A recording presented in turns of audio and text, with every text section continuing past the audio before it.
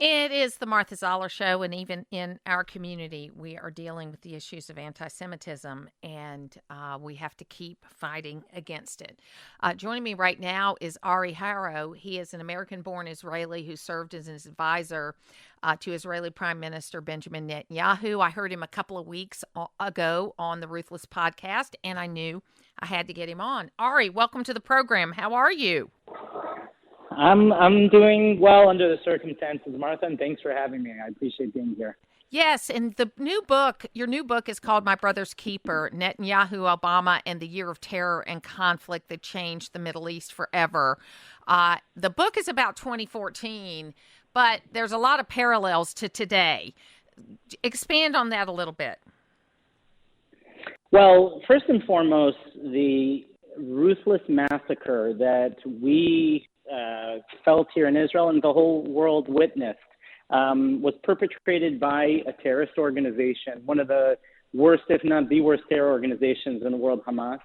And while they are recognized as such by the United States, by most of European countries as well, we face them on a regular basis. In 2014, Hamas kidnapped 3 teenage boys, ended up murdering them, and ultimately led to thousands of rockets being fired from the Gaza Strip into civilian populations in Israel. And Israel retaliated with a military operation that took us to Gaza.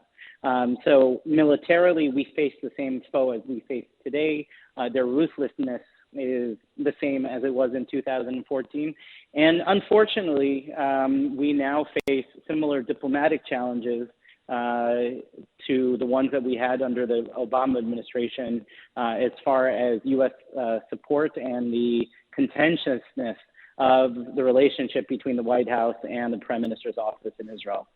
Well, and it's this word salad that the people that are trying to be diplomatic engage in. I mean, I thought Anthony Blinken initially, when he came to Israel right after the attack, and he talked about the experiences of his family members in the Holocaust and in other areas in Russia with the pogroms that happened there.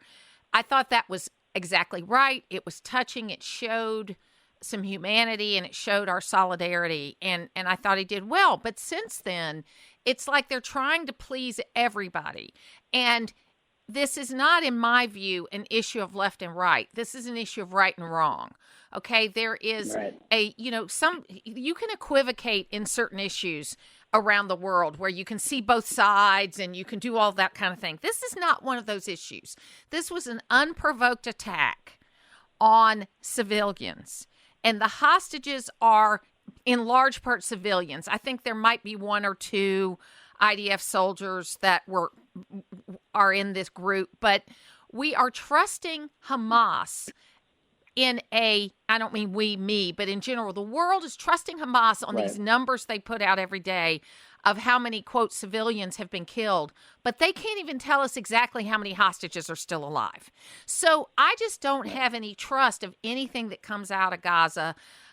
They could have been Singapore with the amount of money that they have had pouring into them for the last generation, but instead they spent that money not on their own people, but on tunnels and arms. And as recently as last week, when aid was going into Gaza, Hamas took it over, and who knows what happened to it. Right. No, you're most definitely correct, Martha. And this is not a challenge. This isn't about land. This isn't about Palestinian statehood. As you said, Israel withdrew completely from Gaza in 2005. And you said it before, this is good versus evil. This is right versus wrong. This is not about anything else. If Hamas had the opportunity, they would be conducting these same attacks against U.S. interests, against the U.S. itself. And we have to finally internalize, and when I say we, I'm talking about the West. We need to internalize that the threat and the issue that they have is not Israel. Israel is a mere excuse. They are out to defeat and destroy Western civilization, modernity, and everything that we all believe in, freedom and democracy, and it goes on and on. Israel, as I said, is nothing but an excuse. And something that I like to share with people is that if Israel disappeared tomorrow, which obviously would be a tragedy, these people are not going to stop doing what they're doing. It's not that all the problems in the Middle East and the problems of the world are going to disappear by forcing Israel and strong-handing Israel into capitulating to a terror organization. I actually argue the exact opposite. You saw the peace that began to sprout in the Middle East over the past 5-6 years with Israel reaching official diplomatic ties with the UAE, with Bahrain, with Morocco, with other countries. And that is a direct result of Israel standing up to these fundamentalists and showing that we are strong and we are a reliable and resilient partner. So anyone who really wants to see peace, anyone who wants to see a change for the good in this region, needs to support Israel's duty to finish the job in Gaza, to finish off Hamas, to make sure that the threat that we faced on October 7th, which, as you said, was more horrific than anything the Jewish people have known since the Holocaust, is dealt with and finished. That is the proper road forward towards peace, towards a better world, and that is where the United States should be. We're talking to Ari Harow. My Brother's Keeper is the book, Netanyahu, Obama, and the Year of Terror and Conflict that changed the Middle East forever. I've asked all my guests that I've had on since October 7th related to Israel, from the Southeastern Consul General to IDF soldiers to spokespeople, where they were on October 7th and what that day was like for them. So I'd like to ask that of you right now. Of course. So as I'm sure you're well aware, it was both a Saturday, which is our Sabbath, and it was the Jewish holiday of Simchat Torah. It's the day that we celebrate the Bible. And the rockets began to fall at roughly 6:30 in the morning. I live in the center of Israel, not far from the airport, so not in the immediate region in the south. But just due to the topography of the country, we're able to hear up close every explosion and every rocket that's shot from Gaza. And I was woken to those sounds. It was somewhat surprising because it's not something that we experience on a daily basis. And when it continued to rain minute after minute, after a half an hour, after an hour, we realized that something was different and something was wrong. I have a 20-year-old daughter who is serving in the military, and I woke her up and I said, I think we're at war. And within an hour, she was on her way back to her base, and we spent, I guess, the majority of the rest of the day in and out of bomb shelters. The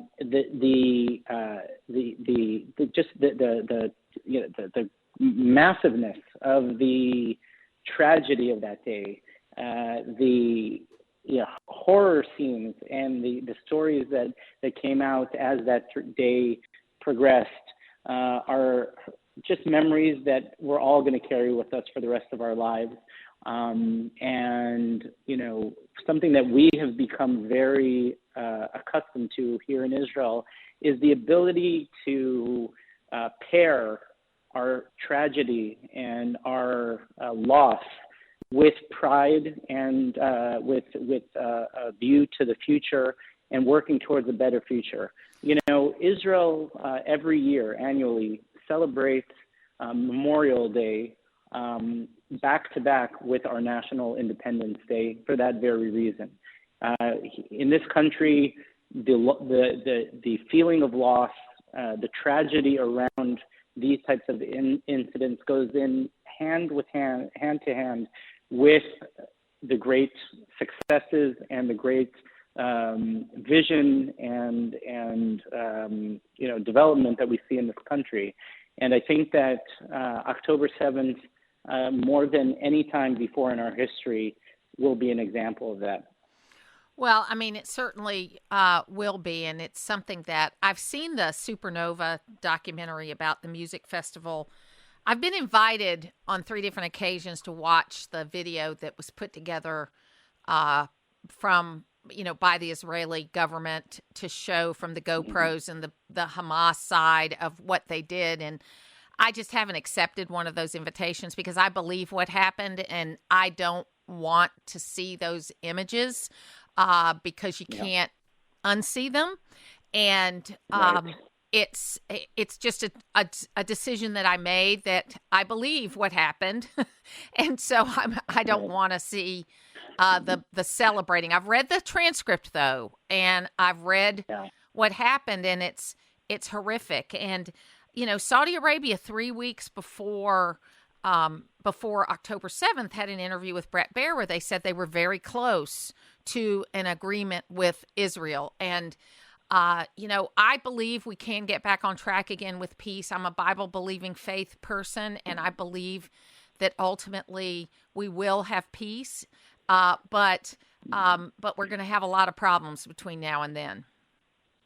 Yeah, I couldn't agree more. I think that this is a people and a land that yearns for peace. Israel is a country that wants nothing more than peace in the region and wants to be accepted. We spent 2,000 years wandering the world from country to country without a home of our own and returning to our ancestral homeland, building a country that is really a model in many ways and is of great progress and of great capacity for everything that Americans and the West believe in. And I think that hand in hand with that, when you're standing up against evil, strength is the only answer. And peace will come as it has from a point of strength. Saudi Arabia does not want to reach a peace agreement with a weak, losing country of Israel. Saudi Arabia does not want to see Islamic fundamentalism such as that's promoted and acted upon by Hamas, by Hezbollah, by Iran, spread in the region.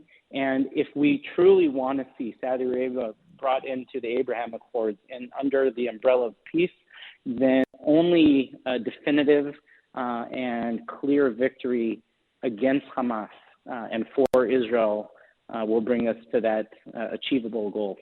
We're talking to Ari Harow. My Brother's Keeper is the book, Netanyahu, Obama, and the Year of Terror and Conflict that changed the Middle East forever. Thank you so much for being with us today.